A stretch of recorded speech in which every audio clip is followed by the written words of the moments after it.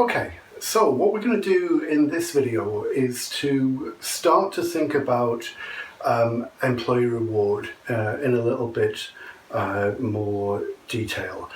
Start to open up some ideas around the kind of foundations of employee reward. So we're going to think about taking it right back to basics. So about the implications of why we need to pay people, about why it is that people need to be paid for their labour. Think about how much we should pay people for their labour, about how we make those kinds of decisions, and also think about the forms of pay, about how we pay people, not just how much, but the forms that pay and reward takes. And what that leads us to is to start thinking about the kind of complexities that are involved just in building a reward system, but also the complexities that emerge from that in terms of how all of these decisions might affect the behaviour of employees and particularly the implications of reward for its impact on potential for conflict and for cooperation, generally in the workplace, but conflict and cooperation around issues of pay in particular. So we'll start right at the very beginning of this, kind of basic stuff, but not basic as in, these are the kind of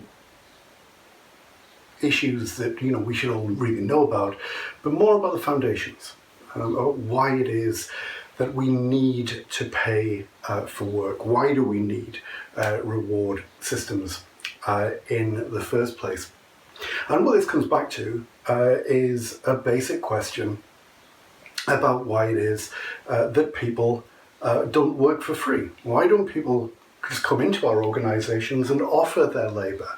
Why is it that we need to bribe them in this way? Why do we need to pay people? Why is there this transaction in this way? And answering that question leads us to some more fundamental observations about the nature of our societies, the nature of our economy, the nature of class within organisations and within society more generally. Because the basic reason why people don't work for free is because they can't. People, have all kinds of hobbies. I have hobbies, but generally I can't do those hobbies, exclusively. I need to do something else that generates some cash, something else that has some value in the labour market. I have to work, and I have to work because that is all that I have. And for most of us, that is the case. The only thing that can generate value, the only thing that has value in itself, is our ability to labour. So that draws attention to the fact that people are constrained. They don't have choices. There are economic forces that are driving people's approach towards what they spend their time doing, and that those economic forces are powerful enough to drive people into doing things that perhaps they would choose not to do if they could do so. So when we're thinking about the nature of employment and about what people do with their time at work and how we get them to do the things that we want them to do, and about how employee reward systems interfere with all of that, we start to kind of understand that these basic constraints that act upon people, that they're doing work because they have to, not because they want to necessarily all of the time, has big implications, and it has particular implications for the scope for people to demonstrate a lot of the behaviours that we want. We want people to be motivated, we want them to be committed, we want them to be engaged. But if people are constrained, if people have no choice but to be at work, doing things for other people rather than for themselves, to do the things that, well, maybe they're able to do, but maybe they're not the things that they would like to spend their time on, that starts to interfere with all of these issues. So the way in which we might think about this is the way is in terms of motivation. You know, we think about reward systems as being powerful motivators, and they are. They are very powerful motivators. But motivation can take on a variety of different forms. And, you know, principally we think about motivation as either having an intrinsic nature, you know, something that comes from within. You know, I'm very interested in photography. I like to wander around with a camera and take nice pictures. You know, I get myself out of bed you know, at dawn, because I know that that's when you get some really good pictures. Am I getting myself out of bed at dawn to do work? No, I'm not. Why is that? Because there's different forces of motivation involved. Intrinsic motivations, those things that come from within, we want to do them. They have intrinsic value to us. We do them, you know, for their own sake. They just speak to us on that kind of level. Extrinsic motivation is that, well, we still do these things, but we do them for different reasons. We do them because we get something. We do this thing and then it leads to something else that we value. So principally that would be in terms of, you know, we work because we're paid to work. You know, the extrinsic thing, the thing that makes us engage in that behavior is the pay. You know, it's the thing that provides us with the lifestyle or the security or just pays the bills or whatever it is. So intrinsic and extrinsic motivation are obviously wrapped up in all of this issue about work versus other things that we might choose to spend our time doing. So once we add pay to this equation, once we know that we've got to pay people to come to work because you know, that they have to secure their livelihood and that's all that they've got to bargain with is their ability to work. We add pay to this equation. What do we think that does to motivation? You know, are people intrinsically motivated principally once we add pay to the equation of work, or are they extrinsically motivated? And by and large, the answer is that people become increasingly focused on the extrinsics. Yeah, of course people, you know, can get joy out of their work. Of course people can be motivated and stimulated by what they do at work. But principally, you know, once pay becomes an issue, then the thing that drives people to get up out of bed and travel to work day in, day out, year in, year out, you know, I've got more than 20 years in higher education. I'm interested in this subject. I've studied it. I've done a PhD in it. You know, I've got all the things that tell me I'm interested in this. But would I do it without the pay? No, of course I wouldn't. Because extrinsic motivation, the extrinsic motivating force of pay is incredibly powerful. So that begins to kind of change people's orientation to work. There's nothing we can do about it. This is fundamental. Pay alters people's perception, drives people's attention towards that extrinsic factor. And we need to take that into consideration, that it's the thing that drives people to come to work and to behave in the organisation, not the thing itself.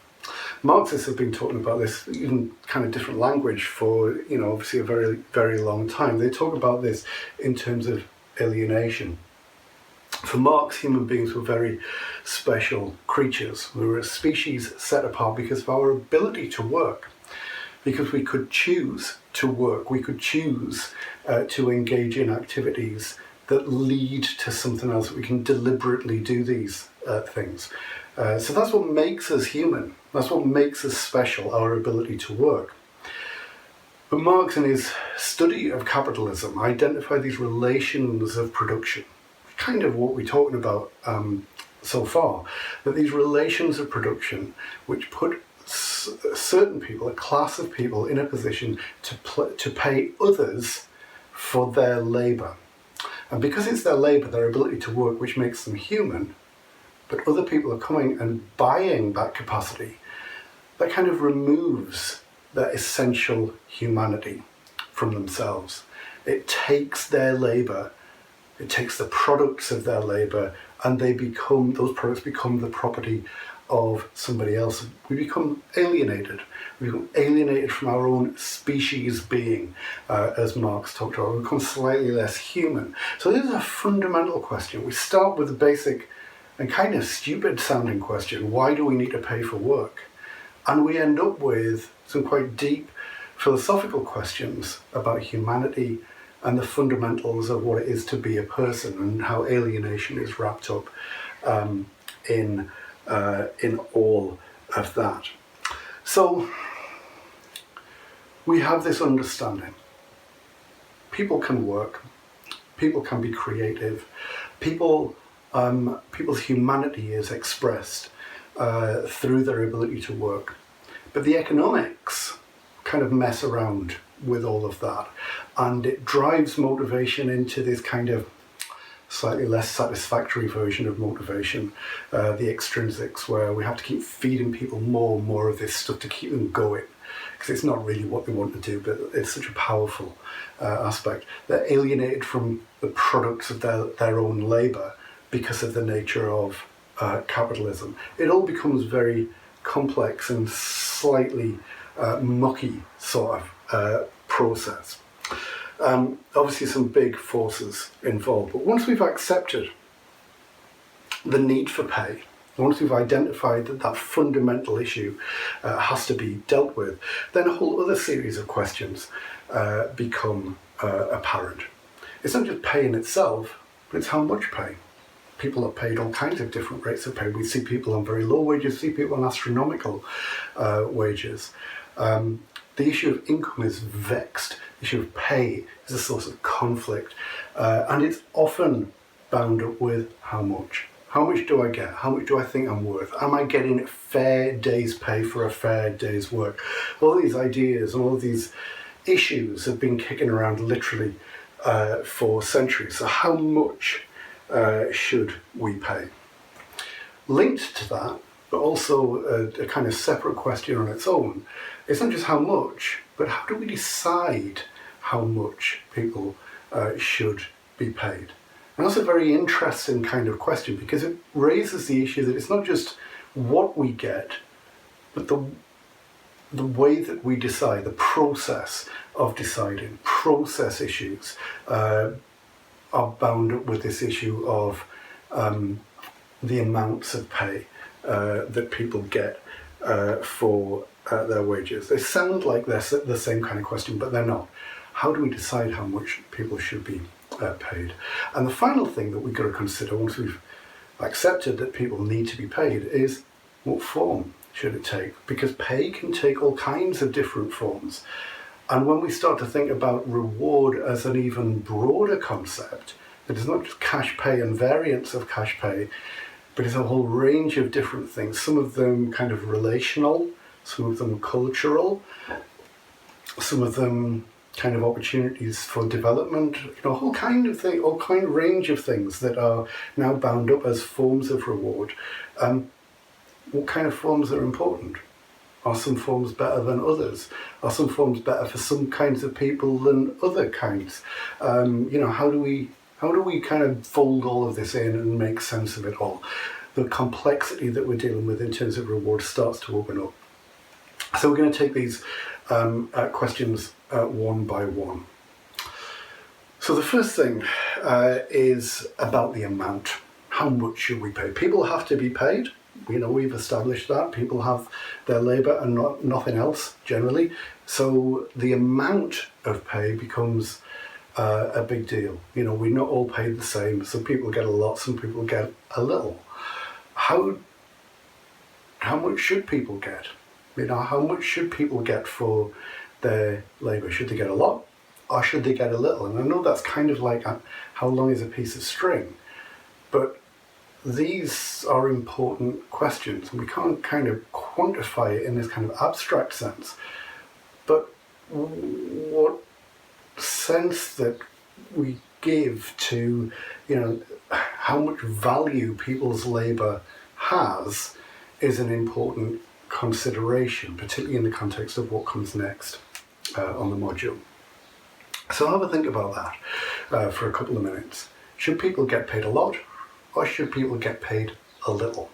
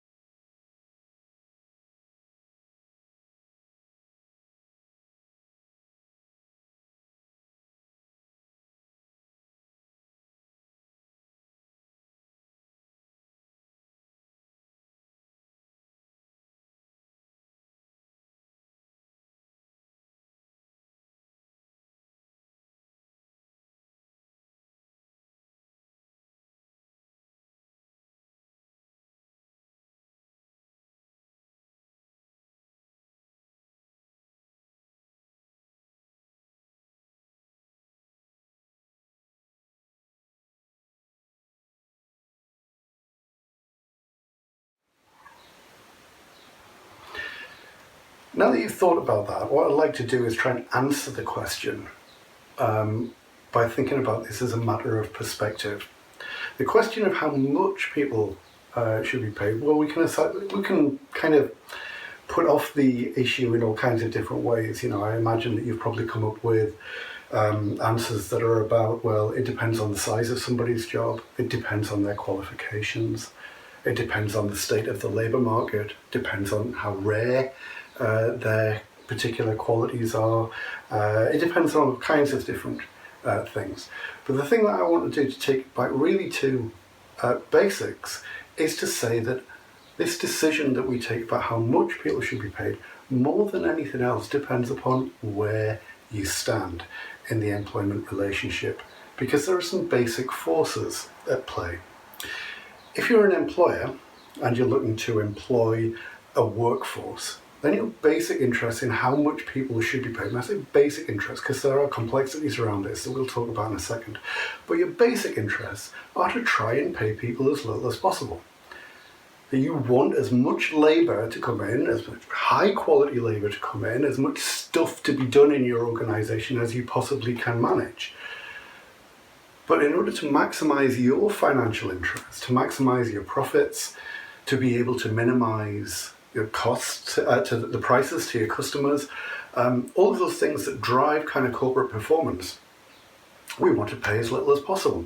So from an employer point of view, we want to pay little as we possibly can.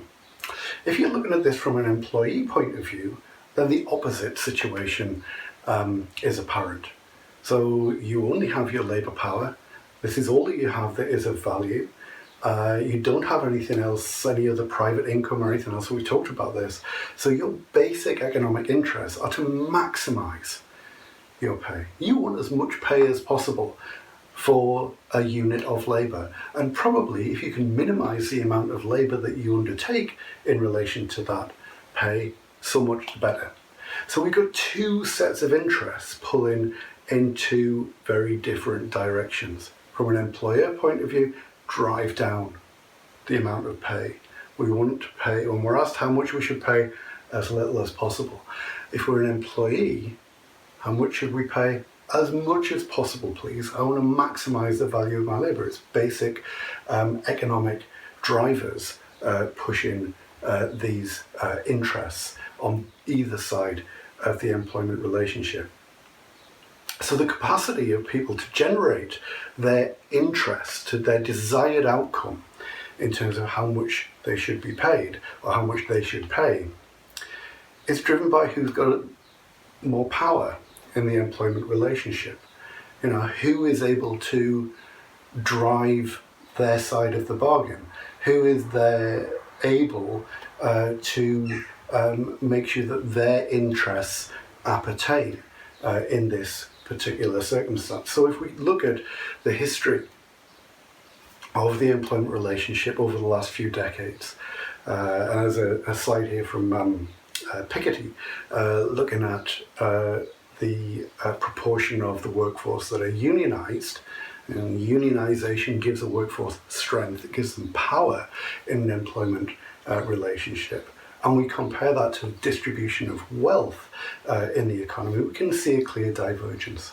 That as unionisation gets lower, as the proportion of the workforce that is unionised gets smaller, then the ability of the workforce to hold on to more pay from the value within the organisation gets smaller and smaller and smaller. And the more of that value goes to the richer people in the economy, to the capitalists, to the employers. So these basic interests, employers want to restrict pay, basic economic interest, employees want to maximise pay as a basic economic interest. They sit at the heart of the way in which these basic functions of the employment relationship drive the conflict within employee rewards. And that sits within power relationships. If one side of the employee relationship gets more powerful and the other side gets weaker, then it drives rates of pay in very obvious directions. Now, I said these are basic economic interests, and they are basic economic interests. It's not always as straightforward as that, although we can see, obviously, in trends, very clear directions of travel. But it is a little bit more complicated than that. Employers have been in a very dominant position in employment relationships for a long time now. In general, they're always more powerful because of various reasons that we'll talk about in another video. But they have been particularly powerful. Their ability to drive down wages and to secure a bigger share of the wealth pie for themselves has been apparent for some time. But that can lead to some disadvantages around the margins as well. So say an organisation is able to drive down wages, employees may have to accept that because they may have nowhere else to go. But it doesn't have no effect. It's not without consequence. Of course, if people's wages are driven down and they feel undervalued, even if they have no other employer to go to, even if they're nowhere else to flee where they might be treated better, it doesn't mean that they're just going to supply a unit of labour in the way that they would if they were paid more generously or more fairly. It can have a massive impact upon motivation, on performance, and of course, if the state of the labour market means that they do have choices, it has consequences on turnover, and all of those things have an impact upon the quality of product, on customer service, on product market performance for an organisation as well. So there's a balance to be struck for an employee, even though their basic interests are about pushing down levels of pay. Once you get to a certain point, some of those things start to become counterproductive, and they start to have consequences that run counter to the interests of the organisation, certainly in various ways. From an employee point of view, and this is more of a hypothetical, a workforce that is highly organised, has very strong bargaining power, and may be able to push their wages up to a large degree, securing their basic economic interests, there'll equally come a point where those wage levels might become unsustainable, that those wage levels have to be generated from somewhere, which might mean passing on costs to customers in terms of prices, or on limiting the scope for customer service or whatever. And those customers, of course, can go somewhere else most of the time. They can seek their products or services for somewhere else. And so the basic capacity of the organisation to pay those wages which have been bargained for, which have been won and increased and pushed up, may start to unravel, and those high wages may start to become paid for in job levels. So job cuts might follow, or it may lead to the basic failure of the organisation overall. So despite the fact that we've got these basic economic interests at play, it's not straightforward. And of course, there are areas where these things can run counter. So once we start to think about how much, then there's a process at play. How do we decide how much people should be paid? So when we're deciding about how we make these decisions about how much to pay, we might start with a basic, well, if employers are effectively hiring labour, should they not just simply be able to make the decision, just do whatever it is that they can get away with, and kind of, in very basic terms, let the market decide. An employer sets a rate. If they attract sufficient employees, then they've hit the market at the right level. That's it. It's no more complicated than that. But then there are also more complex issues about how we value the work that is done in an organisation. When organisations are very small, there's a tendency to think about the people who are being employed as individuals, because they're coming in, they may be doing a whole range of different functions within the organisation. Everybody's all kind of all hands to the pump, everybody doing a little bit of everything. And so we can value people according to their individual characteristics. As organisations get bigger, they tend to structure themselves more carefully. We tend to become more bureaucratic. They tend to be more rule-bound. We tend to divide the work that people do, not into, okay, that's the work that that individual does or that individual does, but by job. We start to structure the work that is done in an organisation into a basic organisational unit of the job. And so when we start to think about the rates of pay in relation to this, we're no longer thinking about, well, what does this person deserve, or what does this person command in terms of their pay, but what is that job worth? So we're moving from an individual to a collective focus, that everybody in the organisation who does this job, and there might be hundreds or thousands of people who do a particular job, what is the rate of pay for that? Now, obviously that comes with, advantages and disadvantages. We're no longer looking at the whole person. We're no longer looking at all of their contributions, all of their skills, all of their talents, all of their creative capacity. We're just looking at a job description, which might include a kind of a short bulleted list of tasks and responsibilities and roles that are associated with this particular job. And so there are maybe, a kind of whole range of things that people bring to the organisation, their capacity to contribute, which are not considered. We're no longer thinking about them as individuals, we're thinking about them as collective, the holders of this job. And organisations might try and balance that by having individual elements, individual performance aspects, individual bonuses and all kind of things. But there's a kind of basic conundrum there. Identifying the rate of pay for the job, which is standard, is really resource efficient. It's a really effective way for organisations to simplify what can become a very complex process once your organisation reaches a particular size. But equally, paying people as individuals has great motivational scope, great incentive strength, because what people do, what they actually do, what their value is to the organisation is often so much more than the little box of the job description that they've been put in. So there is a fairly stark choice that how do we decide? Are we going to look at the individual and make a judgment on that basis, or do we look at the collective? And once we look at the collective, there's a whole Pandora's box of issues that emerge from that. We also need to think about this issue of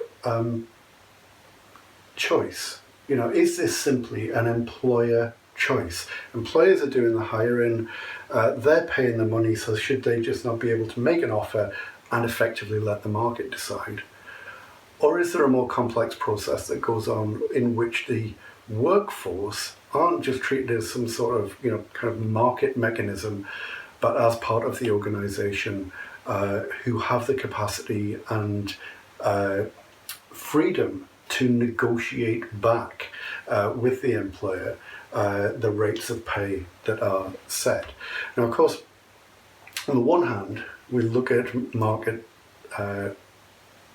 setting mechanisms, and they often involve quite scientific seeming aspects. There's a lot of maths involved, labour market analysis, competitor analysis, evaluation of our jobs against jobs in other organisations, trying to make sure that we sample and we do all of these things so we get the right rate of pay. And that looks quite neat and tidy and so on. And that can be attractive. And it can give us a sense that we're not overpaying as an employer. We're not kind of leaving money on the table in terms of the pay that we're paying for our workforce. But on the other hand, what that process does, other than leaving our employees with an option of either take the money or leave, we're not really engaging with our workforce at all in this process. And it's our workforce who are the subject of the reward system. It's those rewards which we want to act as incentives, as motivators, as something that drives positive behaviours among our workforce. So involving them in the decision-making process, engaging with them through bargaining and negotiation potentially provides a scope for more buy-in, more acceptance that what we're getting in wages is appropriate, is fair, is something that's been decided by all of us. And so that's another side of this process about how we decide about setting the rates of pay. The final thing that we might want to consider in terms of these foundational ideas about reward are the forms of pay. Not just how much, not just how we decide how much, but how do we pay? What are the forms of different pay that we can make use of? Now, there are lots of different options around this, and the ways in which we pay and reward have developed in organisations over the course of a century or more, and in particular over the last 20 or 30 years, have become more complex. That as organisations have tried to think about reward as a strategic lever, something that they can match to their strategic needs, and try to direct behaviour in quite sophisticated ways through the pay system, then we've seen various innovations over the years. So the forms of pay are important to pay attention to, because the overall value of rewards might be something that kind of speaks to these basic fundamental economic interests. But the forms themselves can be utilised in order to kind of play off against various needs. So it might be that we've got, base pay, the basis of, what we get for an hour's work or a week's work or a month's work. That might be the foundation, that might be the sense of how much am I worth. But we can play around with different aspects. We can play around with bonuses, and we can play around with performance incentives, and we can play around with share options and team-based rewards and profit-related things. The whole range of issues on the financial side. But we can also play around with non-financial elements as well. That often give a more kind of relational sense of how valued our employees might feel, how much they feel part of the organisation. Now, the point of all of this is that we can utilise these different forms of reward, different forms of pay, in order to elicit different kinds of behaviour, that we don't try and solve every problem within the organisation or within the workforce simply by establishing the overall value of pay. That there's more to it than that. We can solve one set of problems with one form of pay and a different set of problems with another form of pay, and we can generate what's called a reward mix, a pay mix. Some of these elements will be fixed, some of them will be variable. So it may be that people have a fixed salary, but they may have a variable bonus, and that they have different behavioural effects to each other, and that they satisfy some interests and different interests by playing one off against the other. It may be that we can play around with timeframes. So some elements of pay will be regular and associated with work that we're doing right now. So particularly with hourly pay or piece rate schemes, we get paid for the amount of work that we are doing right now. But some forms of pay will come far off in the future. Pension schemes.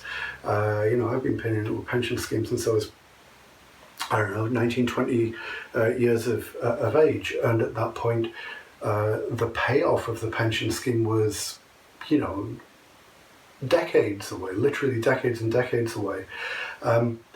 But they're still valuable. How do they play into the process? Some forms of reward only relate to particular parts of the workforce, like maternity pay, or only kick in certain circumstances, like sick pay. And some forms of reward are entirely relational. They have no financial value whatsoever, but it might just be about that sense of a job well done, have been congratulated, have been valued by the organisation. They all have a behavioural effect. So the forms of pay, the pay mix, and more broadly, the mix of rewards are important considerations when we're thinking about how we put together the jigsaw of a total reward scheme. So as we go through this process of building a reward system, just remember, we're not trying to solve all of the problems within the workforce through one set of decisions. It's more of a jigsaw, it's more of a mosaic. We're putting the aspects together so we can solve this thing in this way, we solve that thing in that way, and we put together, we build the whole picture so that the reward system works across the piece and it meets the needs of employees in different ways, at different stages, at different points in their life cycle, at different points in their career path. So it's a complex beast, a reward system, and we need to put it together carefully and not consider it to be overly simplistic.